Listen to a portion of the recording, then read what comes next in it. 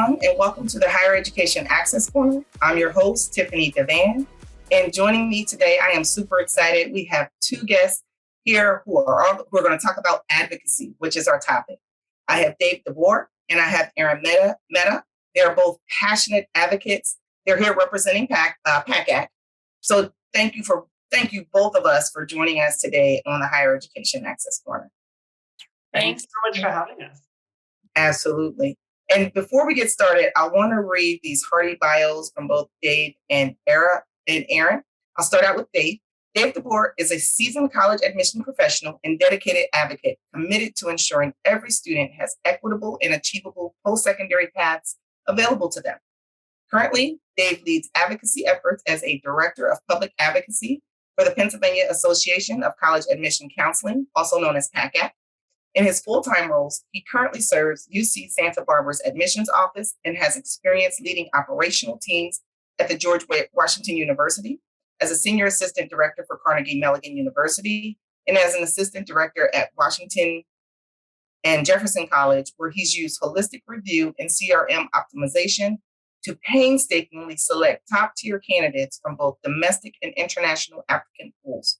He proudly holds a Master of Public Management degree from Carnegie Mellon University and a Bachelor of Arts degree from Gettysburg College, and currently lives in Pittsburgh, PA.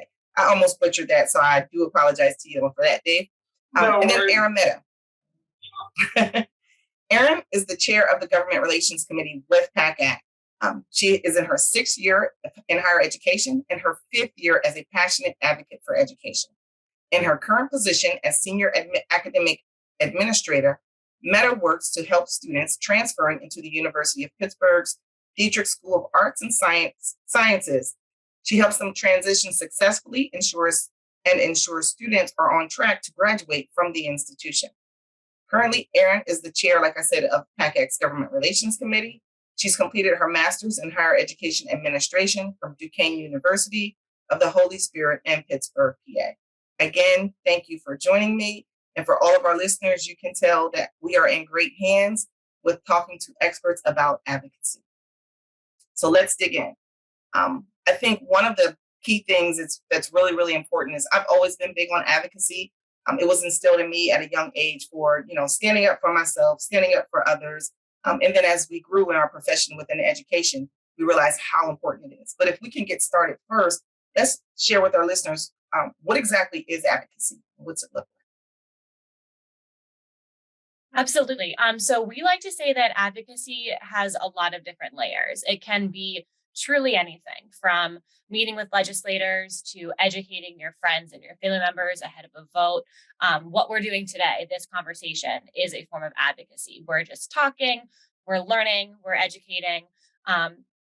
There's professional ways to do it. There's more local ways to do it, but it can be a part of the everyday experience.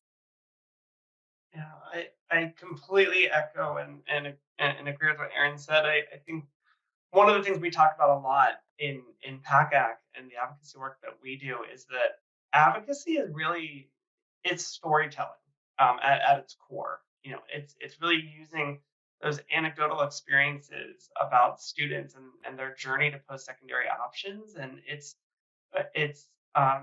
using those to really paint a background and really paint that story about the challenges and obstacles that they face. So when you're in more formal advocacy settings, like meetings with lawmakers or meetings with policy officials, you can really give that context that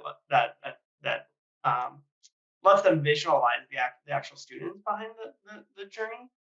And one aspect of advocacy that I find important and rewarding about the work is really it's a chance to reflect on your why and why you do this work. So whether you're a secondary school counselor or a college admissions professional or a financial aid professional or a mental health expert, someone working with students throughout this process, that why, that kind of central importance that resonates with you and resonates with inside you is kind of that driving force, right? And that's oftentimes what students or what makes for really powerful advocacy is really being able to have that personal driver that lends a light. But like Erin said, it's a lot of different things, right? And at its core, it's that storytelling and that conversation and relationship building that really helps to continue to build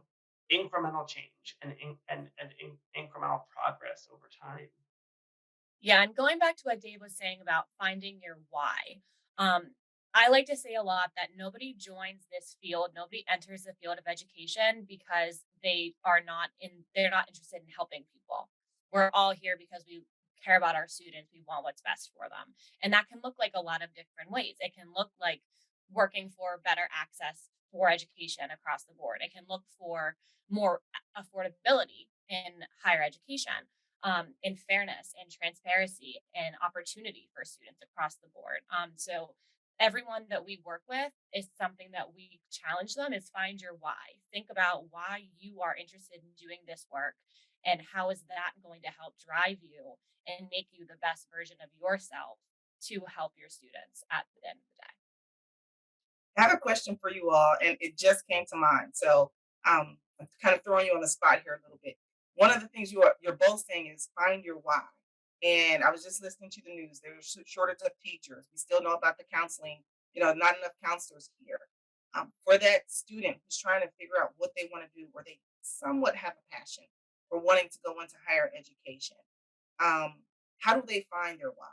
Or how did you all find your why? Do you have any tips on helping them to really hone in on like finding that why? How do you do it? So I mean, my personal experience with my why is I kind of just grew into it. So my most of my family has a background in education. My mom and dad are both higher ed professionals. So when I was doing the college search process and college admissions, and as a college student, I had a lot of agency. I had a lot of understanding of what I needed to do to succeed. But I noticed even in my undergrad that a lot of my friends didn't have that. And so ahead of meetings with advisors, ahead of scheduling, I would be the one sitting down with my friends, looking through the course catalog, which was still physical at that point. We didn't have it online, and telling them, okay, this is your major. These are the gen eds you still need. How can we pick a class for you that you'll enjoy that'll knock off multiple things so that you don't have to stay here longer? So you're meeting all of your requirements.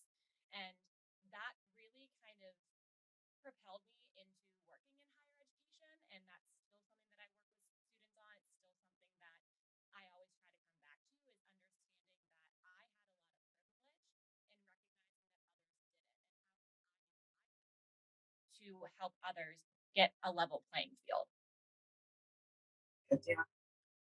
For me, I look back on my own uh, path to college in my case, and that post secondary planning process, and I had a lot of adults in my corner, right, that were there, giving me the support and the guidance and mentorship that I needed to get there. And so for me, as I started to do this work and advocate, the issue that's really resonated with me the most is making sure that every student has access to at least one adult that can be there in their corner and can help them navigate this process and really help them find best fit solutions for them, both best paths for them to take, and really kind of be that support. And unfortunately, there are too many students that don't have that one adult figure to help them. But I think when it comes to finding your own personal why, it's something that evolves over time. And I think the more you engage with this work, the more um, read about issues that affect students in this process. Um, the ones that resonate with you the most, the ones that get you the most excited to talk about, the ones where you feel, I have a personal experience with this. I might not know a whole lot about these other issues, but this one over here, I really can relate to. I really can speak to. That's probably a good indicator that that's your why, or close to it.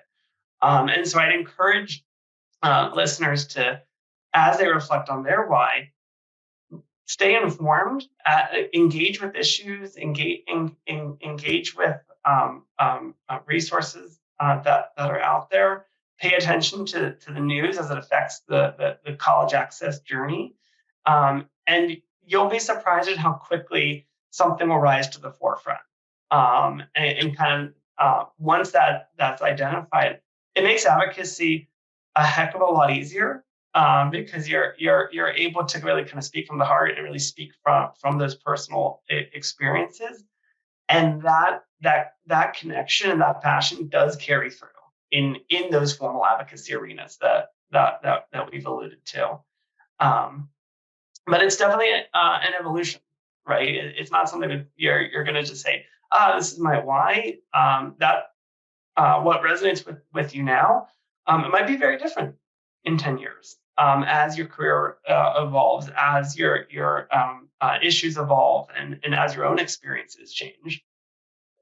And I would encourage students also, as they're starting their journey towards higher ed, to just use the resources that are available to them rather than trying to reinvent the wheel. So we know there's a school counselor shortage in Pennsylvania. We know there's a teacher shortage, but there are options available. So PACAC is a great way for students to leverage their support. If their school doesn't have the opportunity to have their own college fair, there are still regional ones that PACAC does. And so our website has all that information every year for students to use and for parents.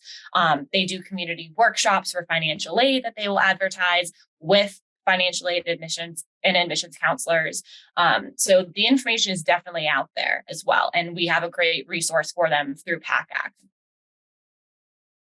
I agree. You do. And thank you all for giving your own personal pieces to your why.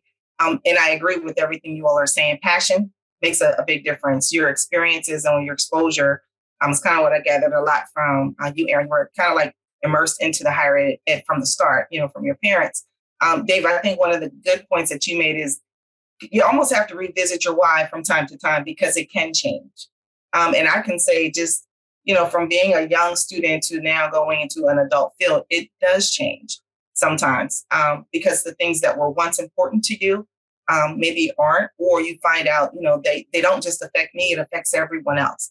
I mean, your lens is a lot smaller when you're the young student. It's kind of, you're thinking maybe about friends, family, and then as you grow and you get older, then you kind of think of, all the other opportunities that either you had or you didn't, and you want to be able to share it with so many other people. So thank you all for just sharing like the why for that, as well as the resources, specifically with PACAC and the college fairs and all that.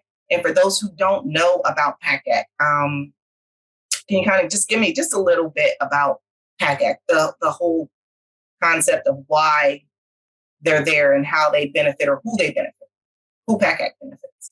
Yes, absolutely. So PACAC is a professional association and stands for the Pennsylvania Association for College Admissions Counseling. It's one of several statewide affiliate associations that are members of NACAC, the National Association for College Admissions Counseling.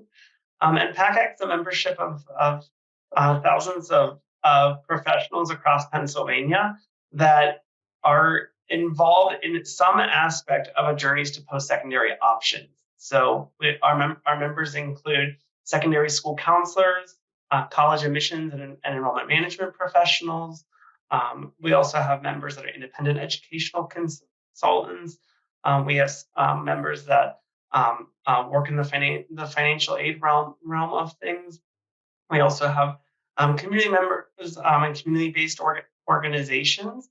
And as a collective, we work to make sure that the professionals that are responsible for helping students find their best post-secondary path have the tools and resources we need. So some of the things include collaborating and networking with peers at events like our annual conference coming up at the end of June, but also putting on educational programming, like a series of professional development workshops, as well as training programs, like our Advocacy Leadership Credential Program, which trains people to be more formal advocates in a 4-part webinar series, and teaches them and prepares them to engage with lawmakers. We also have an ethical leadership credential program that teaches ethical best practices in the world of college admissions and school counseling. We have programs like our Camp College event, which is a student-facing program that helps prepare students in a kind of college readiness boot camp sort of event. And so I encourage anyone that is doing this work to consider joining PACAC at pacac.org. But it's really a vital part of a point I wanted to drive home, which is that advocacy is also in part relationship building, right? It's us coming together at an annual conference or participating in something like the Advocacy Leadership Credential Program to not just receive content, but to engage with one another and to share those stories and to share those anecdotes. And the more you engage in resources that like PACAC offers, the more you'll get closer to finding your why, and the more you're able to build those relationships that ultimately amount to a network of advocates across the state. Yeah, and as Dave kind of alluded to, it is as an association, most of our work is geared towards the professionals, but there is still that element that we do that is student facing and student servicing, because students really are at the core of this entire field. So as I mentioned before, we do have college fairs that we put on annually. As Dave mentioned, we do Camp College, which helps prepare students for what college is going to look like. That's typically done on a college campus. So it's a lot of give and take. So it's a lot of the professionals meeting, discussing, and training themselves to be better advocates for our students, as well as finding ways to work together to give our students opportunities across the state. Thank you. And I really wanted folks to know kind of what it was, because sometimes when I talk about PACAC, they'll say, okay, it's only for the professional, or it's only for the student, or the student's like, well, I've never heard of them. How does it work? Even though sometimes their schools are actually involved and, their membership is tied to PACAC. So I wanted them to be able to see the full range. And I also wanted to make sure that you stated the website, because on the website, they can get a fuller understanding of everything, including the advocacy piece or the college fairs, and know when they're coming and where they're going to be. So thanks for that piece. Oh, absolutely. Something that I know I'm very guilty of is assuming that people understand what PACAC is, and I can talk about it all day long. So something that's really challenging that I noticed when I got into this field, as well as how many acronyms there are in higher ed. Yes. If you're not in the world, it's a whole different language. I agree. And I think that's another really challenging part for families when they're getting into this, for first generation students that have literally never heard of a FAFSA and they don't know what it means. So it's another part of that transparency that we were talking about, is making sure that we take it upon ourselves to explain what all the acronyms mean. So thank you for giving us that space. Absolutely. Now let's talk a little bit more about advocacy. Let's talk about some of the issues that are important to you and what you're advocating on. And we can go in any order that's most important to you, or you want me to throw a few out, just a couple of them that you think are really important that folks should be focusing on right now. Absolutely. I think that one of our biggest things that we work on in PACAC is discussing the recommended ratio of 250 students for one school counselor. There's been studies, there's been a lot of information coming out about that, and this is the recommendation across the country. So the ideal goal in a perfect world is that we will have only one counselor who is responsible for 250 students in the school. The 250 to one student to counselor ratio is something that has been a really big driving force for a lot of our admissions professionals and a lot of our school counseling professionals. And it's something that we can really all join together on, because we need to make sure that the students at their secondary level are being properly and well taken care of, so that they understand and that they know what is needed from them at the admissions counselor side.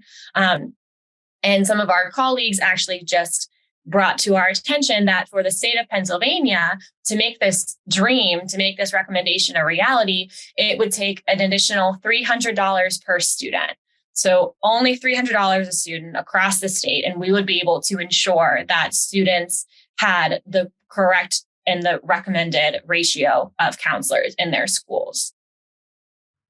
And I want to drive home just how powerful of a figure that $300 Erin referenced is. That means that the ask to a lawmaker and to policy officials is a simple question of are every Pennsylvania students, are they worth an additional $300 more in funding? Because it's easy to look at the total sum figures for increased funding asks, but really $300 more per student is what it takes to help ensure adequate staffing levels. And I'd love to paint a picture for what that looks like, and kind of what that vision, because hitting a student to counselor ratio of 250 to 1 isn't going to be a magic wand and solve a lot of things. But what that means is that there are now professionals in schools that have appropriate sized caseloads to work with students. They're able to spend more time per student. They're able to not stretch their time and attention as thin as they grapple with a wide array of issues, not even directly affecting the college process, but things like social learning, mental health, basic needs, other issues that indirectly, of course, impact the post-secondary planning process, but aren't directly related. And then it means that essentially we're working a step closer towards that goal of making sure that every student has at least that one adult in their corner that can help them. And in this world where every student has access to a counselor with a ratio of about 250 to 1, that means that there are fewer students falling through the cracks. That means there are fewer students that are getting overlooked. Even the students that are good students that seem to have it all together, they still need that. They still need that support. They still need that resource to make sure they're finding the best opportunities for their future. So that's definitely a very common policy priority for us as we advocate. But that's a little bit about what that future world looks like if we hit that number. And right now we're at about 350 something, I think, to 1. So we're way above where we need to be. And I don't remember the exact number, so I'm kind of like, yeah, we're about 350, 370 to 1. So we're above it. It's down from where it was several years ago. We are bringing in more counselors across the Commonwealth, which is very, very helpful. And again, that is the average across the state. So there are, in more populated counties, there are more people there to fulfill those jobs and to be those counselors for those students. But there are other schools in more rural counties where it's just less populated, where there might be only one counselor for 400 or 500 students. So it really is staggering to kind of look at. And there are heat maps that are available on our website as well to kind of give you a different idea and just really visualize that a bit more.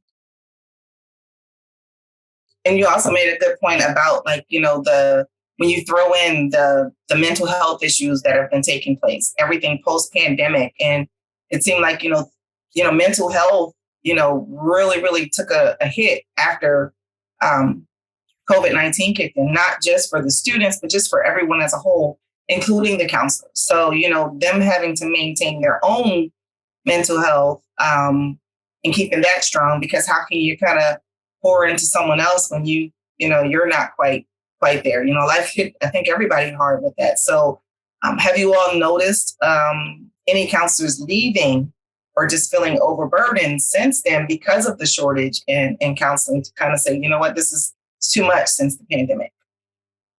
Yeah, absolutely. And I think that again, as somebody that works on the college side, we're seeing it a lot I'm seeing it a lot in my friends that are on the admissions side, because they're not as adequately trained to work with students in the emotional context as school counselors sometimes are. And, they don't always have that relationship.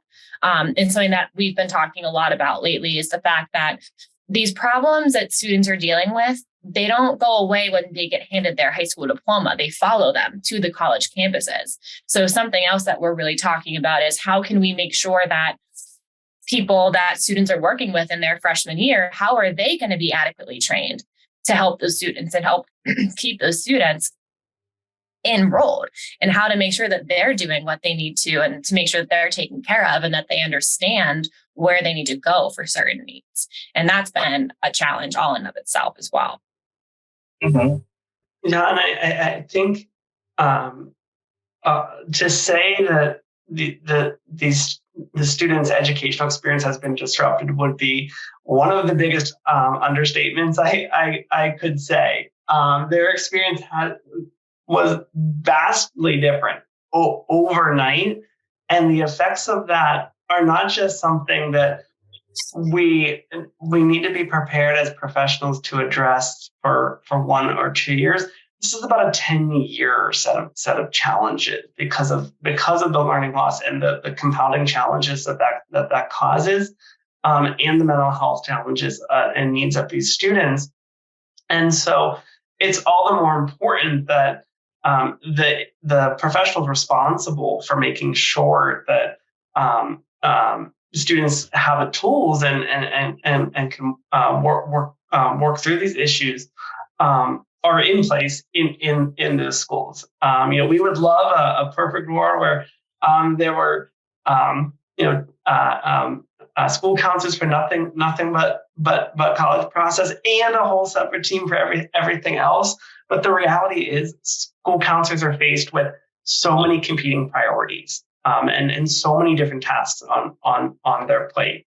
And so giving them the colleagues and giving them the support in their buildings to make sure that they have their own colleagues and their own teams to work with and appropriate workloads really helps to start addressing these issues in schools. On the higher ed side, it means higher education needs to be prepared that a different set of students is going to be entering their pipelines, and that these students will need additional support. They will need to be brought up to speed more on things. They might not be as prepared in certain ways as students once were, and so being ready to address that from both ends is really the call that we ask for a lot in advocacy, is being ready for these issues. That's a very good point that you bring up, because I think this year coming in, this is probably going to be the first year of we're going to have students going into the post-secondary world who were involved in the 9/11 in high school, right? Not 9/11, excuse me, COVID-19 from high school. So this might be like the first graduating class who may have started, were they freshmen or sophomore? And so it's kind of like most of their experience in high school was, they were affected by, it was virtual. They were in a virtual setting, and they had a lot of the changes taking place, and now they're headed in, as well as those students who are already there. Do you think there needs to be more counselors? And this is a whole nother topic. I'm not going to dive too deep into that, but do you think maybe even you need more counselors now for the post-secondary side, just to be able to help, or some more student resources available once they hit the higher ed side? Yeah, I think just based on the learning loss from the pandemic, there's going to be a very drastic change in curriculum for students as they're coming in. I think that we're going to see more students in lower level maths right out of high school, as well as lower level English and reading courses, just following the trends that we've seen. And I have some stats up that we've been talking about a lot lately. And one that I just like to throw out there to show the drastic change that the COVID-19 pandemic has affected the field in. is that high school graduation rates dipped in at least 20 states after the first full school year disrupted by the pandemic. And that's suggesting that the coronavirus could have ended nearly 2 decades of nationwide progress toward getting more students diplomas. And that's at the high school level, at the secondary level, even before they're coming to post-secondary. So if they're not graduating, then we have a drastic loss in students that are coming to the post-secondary side. And again, we've seen the graphs, we've seen all the charts that show the learning loss that has been impacted from the COVID-19 pandemic. And I think that there needs to be a little bit of grace with understanding that as we're bringing in these students. I know a lot of schools went to test optional during the pandemic because the standardized tests were canceled and they couldn't sit in a room and take the test regardless. But I think we're going to see a lot of that filter through for the foreseeable future. I think that's something that needs to continue for these students' benefit. And I think another important aspect to think about in how students' experiences were changed, and kind of some of the things that they've missed out on, or some of the gaps that they have, or when they were in a virtual environment, away from their own friends, their own peer groups, as well as their school counselors and their teachers and support networks. There's a culture of things that typically happen in terms of exploring post-secondary options, or understanding the FAFSA and that's coming up, and just kind of hearing about people's other students' experiences with these processes. And so a lot of I won't call them traditions, but a lot of processes, a lot of conventions, things like timelines and deadlines, and kind of routine parts of the post-secondary planning process. They're foreign to these students. They don't have that baseline of what to expect as much as students did before, and so they're a bit lost right now. And so making sure that the professionals in their lives at least have the resources to know how things have changed and how things are different is one way of making sure that the students kind of get back on track in terms of what to expect, and in terms of just simply navigating the mechanics of the process. Which again takes us immediately back to advocacy. I mean, that can be something as simple as sitting in your enrollment meeting and there's a discussion about, okay, so, is it time to start making standardized tests required again, and saying no, and speaking up and saying, we're in these high schools, we're visiting with these students, we're hearing about their experiences, we're reading their essays. Their lives have been just impacted to an extent that we really can never fully understand, because our lives were also impacted, but they were impacted very differently. And they were impacted when we were not at the level that they were in. And so I think, again, just having that, like giving those students a little bit of grace and kind of trying to understand and come to terms with the fact that we're never really going to fully understand. We'll look at the stats, we'll look at the charts, but at the end of the day, I mean, this was a drastic disruption to their lives and to their education that some students just might not ever be able to fully combat and come back from. I totally agree with that. So a couple things that I'm thinking, it's kind of the wheels are spinning. So how do we advocate for these things? And I want to kind of break it out, because so many people can advocate on different levels. So from the parent, the student, the higher ed professionals. So we'll start with like the higher ed professionals. What do they do? Who do they talk to? How do they have the conversations? Dave, you mentioned the storytelling behind it. How do they get their story told? So what are some tips that you all can provide? So for the higher ed professional, they have some pretty immediate ways to advocate, and of course they have more general ways. Like everyone can call their elected officials. They can call their state representative, their state senator. If it's a more federal or national issue, they can call their United States senator or U.S. congressman. But for the higher ed professional, they're in a unique spot, particularly those that work in an admission or enrollment office, to really start a conversation about enacting change from within. Particularly for admission professionals who travel and meet with school counselors and meet with students in high schools during high school visits, they're going to pick up on a lot of stories. They're going to have an opportunity right there to build relationships with school counselors, and I encourage them to really understand what their day-to-day is like. Don't just ask them questions about what that class looks like and how strong the class is looking. Ask them what their day is like. Ask them, what the year has been like for them so far. Really try to understand that experience, so that you have that context. Those then become stories that you can share back with your office, and it might be starting a conversation around offering more flexible deadlines in some ways. An example could be try to make your financial aid application process a little bit more transparent. Maybe there's a deadline that's a little too rigid that could be modified. Maybe there's some enhanced communication that could be sent out through your CRM tool to help students.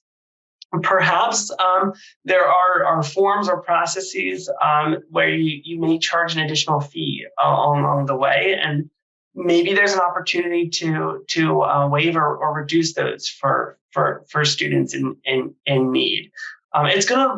The specifics will obviously look different for every office, but don't discount the power that you can have. Just trying to change some of your own processes to make it a little bit more student friendly, or a little bit more accessible, or at least clear to understand what students are supposed to do for your institution. Of course, some changes might be a lot larger of a discussion. You might not be able to single-handedly introduce a test optional policy, for instance. But you can start the conversation if that's something that you feel would benefit your institution and the students you serve, and that's something you're passionate about. Other times it might be something you have more control over. You might be able to schedule more accommodating high school visits, or change how you're delivering your message to students, or you might have some extra time to stay on the phone longer with that counselor and really help them understand your institution. That incremental change, that kind of institutional change, is an often overlooked area of advocacy, and it's deeply important towards making larger changes. Yeah, and I think that piece of it kind of goes back to what we were saying earlier, in that in addition to being storytelling, advocacy really is relationship building. And I think that what's really important to me, and something that I think about a lot, is that there's not any one specific way to advocate.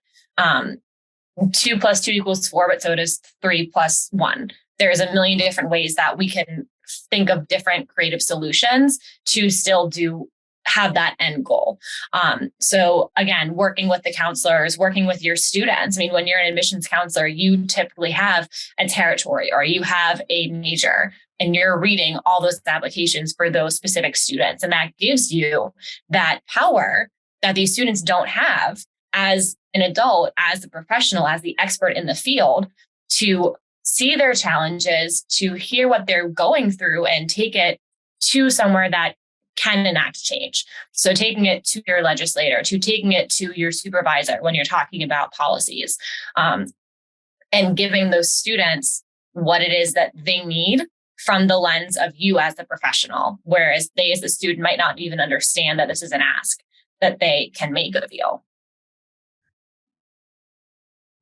Excuse me, I agree with you both on that piece. Now also for, I can just speak from the higher ed piece. I think one of the very first times that I did the advocacy day and kind of like walking the hill, and it was actually through PACAC when you all were doing it. For me personally, actually getting firsthand knowledge from you all on how to do it, because it can be a little overwhelming. It can be a little scary. Now, speaking out, I've always been, fine with doing that, because that's just how I was raised. I was fortunate to have parents who who spoke for me and showed me how to have a voice. So that part was easy. And then it was how to be the voice for others. So it was layered and kind of like, that's just how I grew up. But knowing what's going to be effective in order to get the changes or to make the awareness, that was a piece that I think that was a little bit different. And one of the things that you all talked about is it is okay to reach out to your legislators. And that's something that I learned, like you can make the appointments. You can, maybe maybe they're not available if you just popped in because they're busy, just like you're busy. But you can schedule an appointment. You can actually figure out who your legislators are directly on the websites, reach out to them. Like you said, I think that makes a difference. And then bring someone along with you and share what is important. So those are a few of the pieces that I want to say that personally did make an impact with me the very first time that I learned it. And we actually then went and met with them and talked to them. And it was in a group setting. Now that's stuff that we do at FIA all the time, but it looked a little different for me doing it in that particular manner where you're actually down there and you're talking about specific talking points. And another thing that helped out is know why you're going in there. Be direct, leave them with something, leave something behind to let them know, hey, these are the key things that are important to me. These are our expectations. This is what we're hoping for. Hey, what's your position on it? Hear from them exactly what they think, how they feel. And again, I'm only sharing my personal experience from some of the things that I gathered with you all, and hopefully the listeners will be able to have opportunities to engage as well. If they're involved with other organizations who do it, get them involved as well. From a parent perspective, though, so for the parents who have students, what are some of the things that you can say? Maybe they see the differences and they want their kids to have more counselors in there, more teaching staff and more resources, and they just don't know where to go. And they're not doing it in our districts. What advice would you have for them on how they can have an impact? I think that's an excellent area of advocacy. Is parents are in a position where they may have a strong voice, maybe not individually, but collectively in their school district, and something as simple and basic as a local school board meeting really is one of the most direct avenues you can get to an elected official responsible for policy that actually impacts your day-to-day in a lot of different ways. Talking to a U.S. senator or a state representative is equally important, but it's a much different conversation because those policies take much longer to play out, and the impacts of them aren't felt as immediately. A change to a school district policy by the school board, that's felt right away.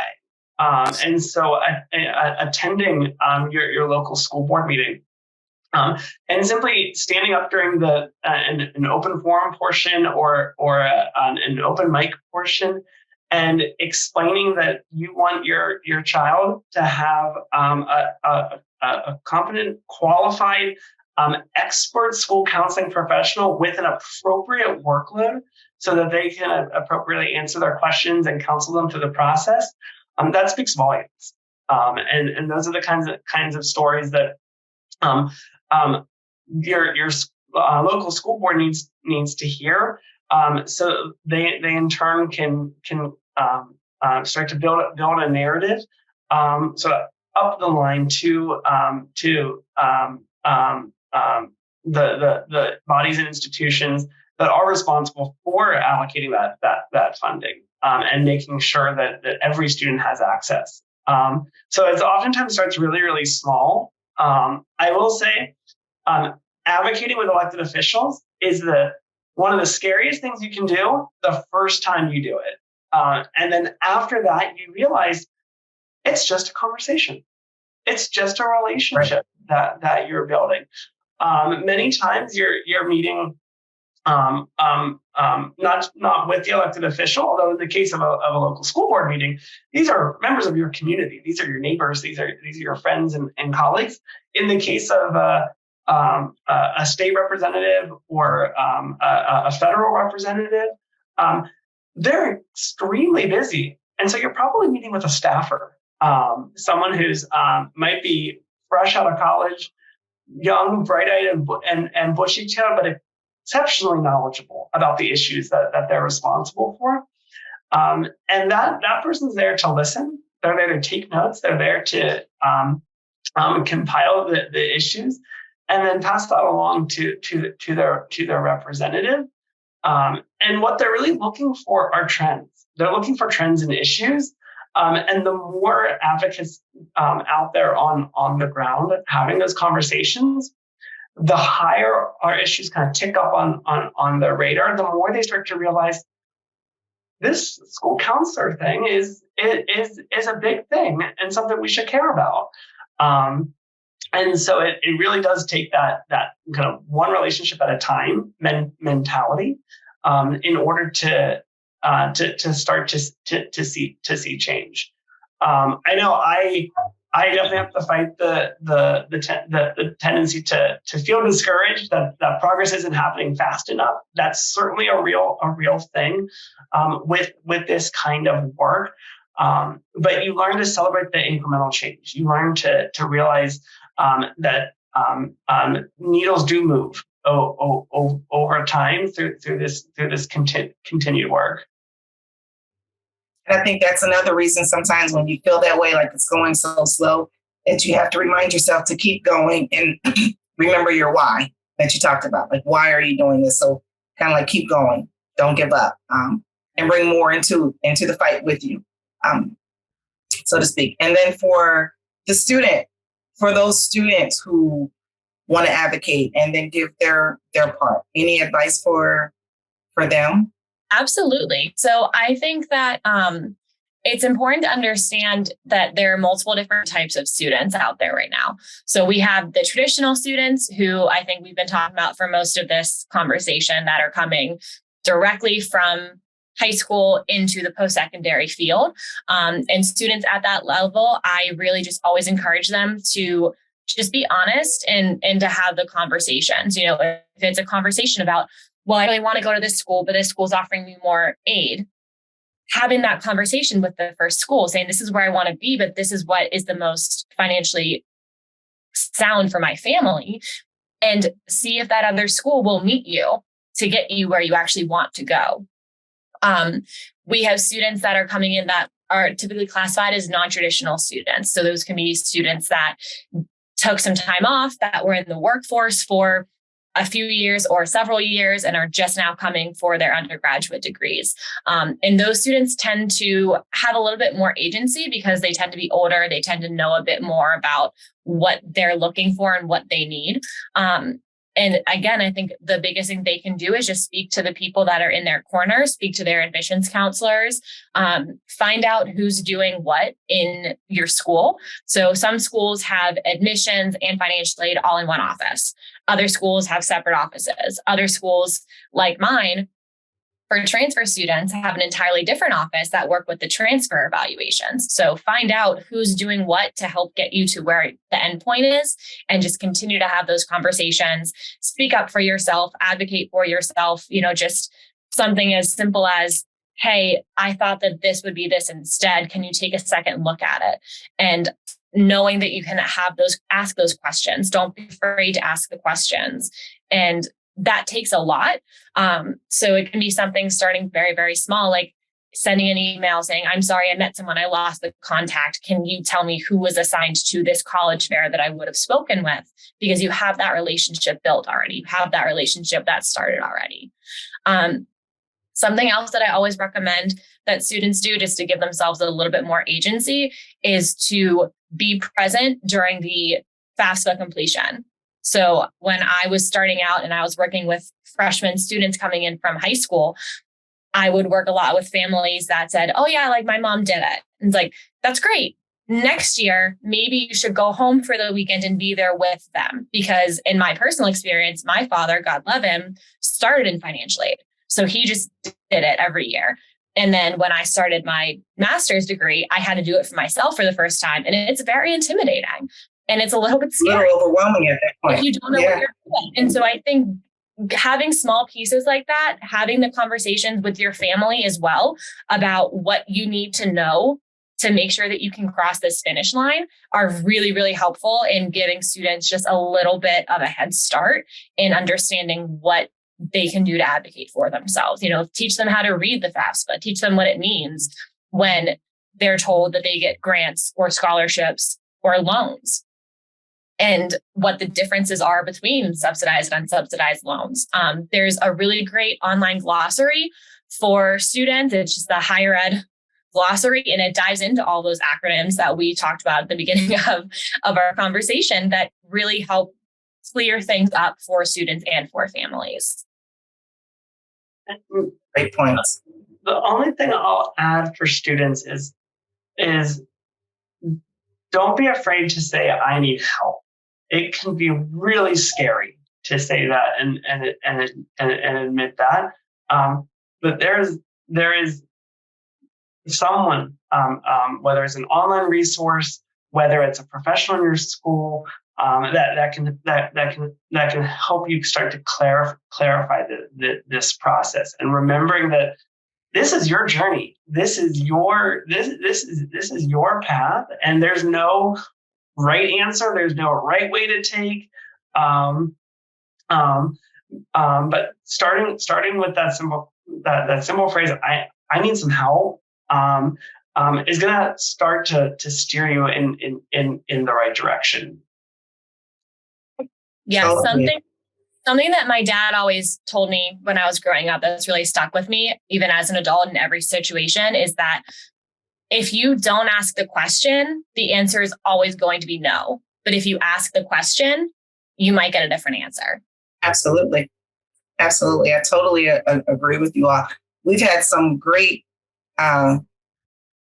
conversation, I think, today around advocacy and what it looks like, what everyone can do on different levels. Anything else that you all wanted to add that we didn't tap into before we wrap up?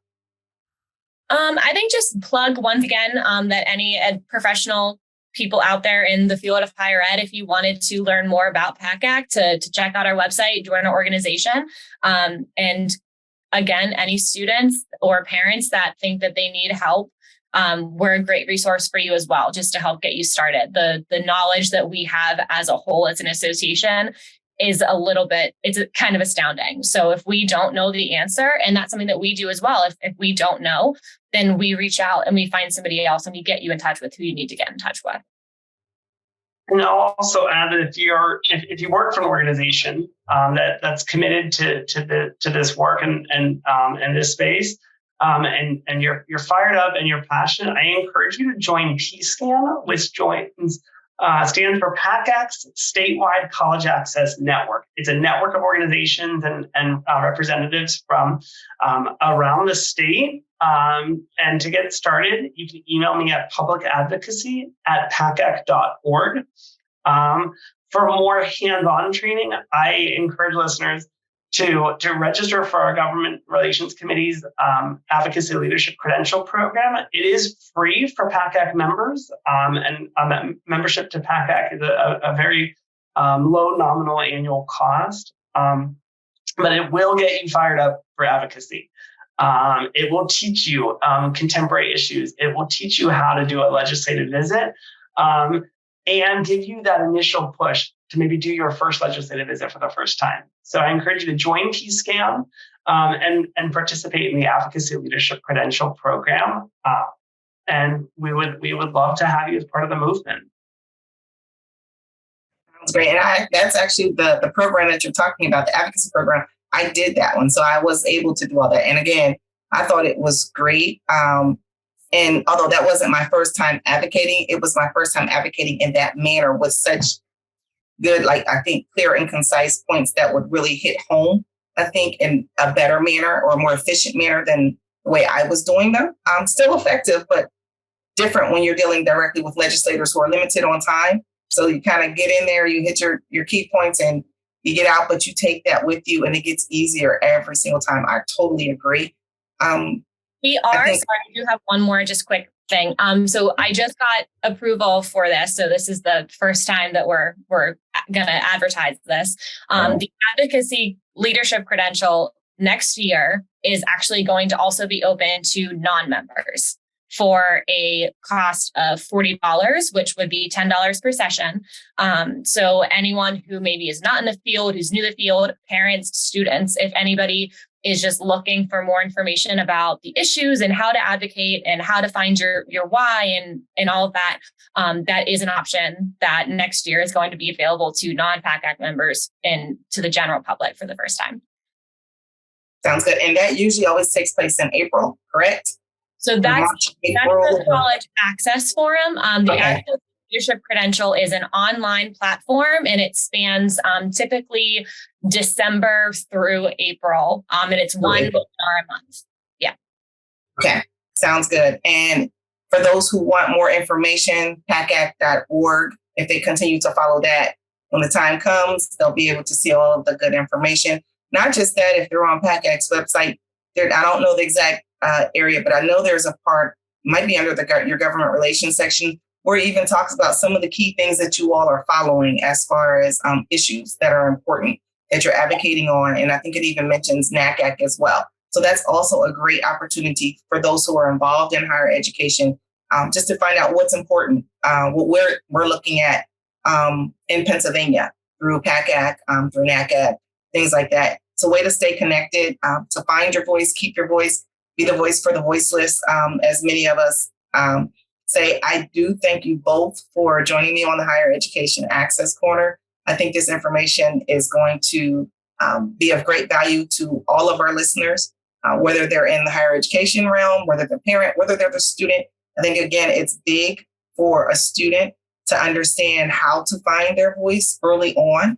And it can start with self-advocacy, because then it kind of builds on, once you learn how to advocate for yourself, you'll learn how to advocate for others. And then you can take on even the bigger issues, whether I think it's systematic advocacy as well. So whether we're talking national, local, public, it's something you always want to make sure that you're involved in, I think, because you always have something that you're going to be passionate about. There's always something that's going to need to be changed as we evolve. And the only way it's going to happen is if there are folks like you and I and everyone else who are kind of like pushing the agenda forward for things that need to happen.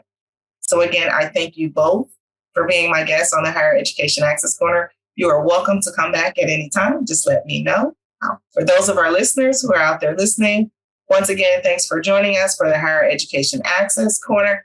And hopefully you'll stick around for more episodes in the future. Have a good day. Thanks, Tiffanie. Thanks, Tiffanie.